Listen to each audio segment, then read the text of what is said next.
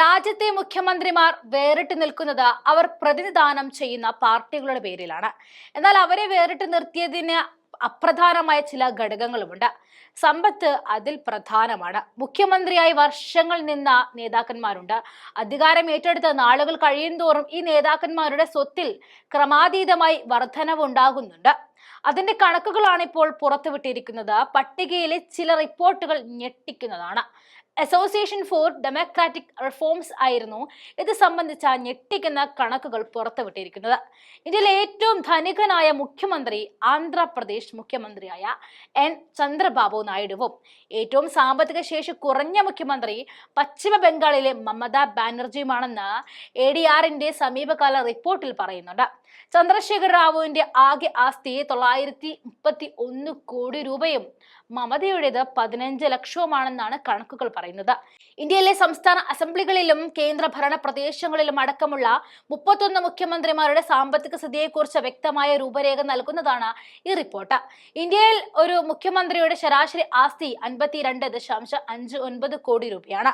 ഇതിന്റെ പശ്ചാത്തലത്തിൽ പറയുകയാണെങ്കിൽ 2023-24 സാമ്പത്തിക വർഷത്തിലെ ഇന്ത്യയുടെ പ്രതിശീർഷ അറ്റ ദേശീയ വരുമാനമായി താരതമ്യപ്പെടുത്തുമ്പോൾ ഒരു മുഖ്യമന്ത്രിയുടെ ശരാശരി വരുമാനം ഏകദേശം 1,85,854 രൂപയാണ്. എന്നാൽ നിലവിൽ മുഖ്യമന്ത്രിമാരുടെ ശരാശരി സ്വയവരുമാനം 13,64,310 രൂപയാണെന്നും ഇത് ഇന്ത്യയുടെ പ്രതിശീർഷ വരുമാനത്തെക്കാൾ 7.3% കൂടുതലാണെന്നും ചൂണ്ടിക്കാട്ടുന്നുണ്ട്.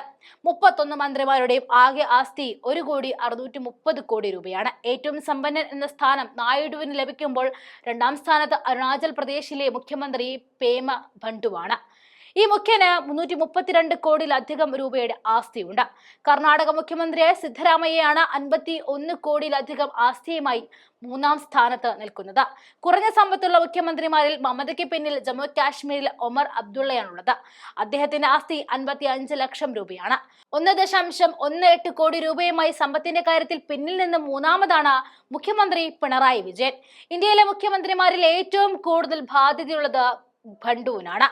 180 കോടി രൂപ. സിദ്ധരാമയ്യക്ക് 23 കോടി രൂപയും നായിഡുവിന് 10 കോടിയിലധികം രൂപയുടെ ബാധ്യതയുമുണ്ട്. സാമ്പത്തിക സ്ഥിതിക്കും ബാധ്യതകൾക്കും പുറമെ ചില മുഖ്യമന്ത്രിമാരുടെ ക്രിമിനൽ പശ്ചാത്തലം കൂടി വ്യക്തമാക്കുന്നതാണ് ADR റിപ്പോർട്ട്. ആകെയുള്ള 31 മന്ത്രിമാരിൽ 13 പേരും തങ്ങൾക്കെതിരെയുള്ള ക്രിമിനൽ കേസുകളെ കുറിച്ച് വെളിപ്പെടുത്തിയിട്ടുണ്ട്. ഇതിൽ തന്നെ 10 മുഖ്യമന്ത്രിമാർക്കെതിരെ കൊലപാതക ശ്രമം, തട്ടിക്കൊണ്ടുപോകൽ, കൈക്കൂലി, ഭീഷണി തുടങ്ങിയ ഗുരുതരമായ കേസുകൾ നിലവിലുള്ളതായും വ്യക്തമാക്കുന്നു. മുഖ്യമന്ത്രിമാരുടെ ഓഫീസുകളിൽ കണ്ടുവരുന്ന ലിംഗപരമായ അസമത്വമാണ് റിപ്പോർട്ടിലെ മറ്റൊരു ശ്രദ്ധേയമായ കണ്ടെത്തൽ. ഇന്ത്യയിലെ 31 മുഖ്യമന്ത്രിമാരിൽ 2 പേർ മാത്രമാണ് സ്ത്രീകൾ. പശ്ചിമ ബംഗാളിലെ മമതയും ഡൽഹിയിലെ അതിഷിയും. ഇന്ത്യൻ സംസ്ഥാനങ്ങളിലെ ഉയർന്ന രാഷ്ട്രീയ പദവികളിലെ സ്ത്രീ സാന്നിധ്യത്തിലെ കുറവാണ് ഇതിൽ നിന്നും വ്യക്തമാക്കുന്നത്.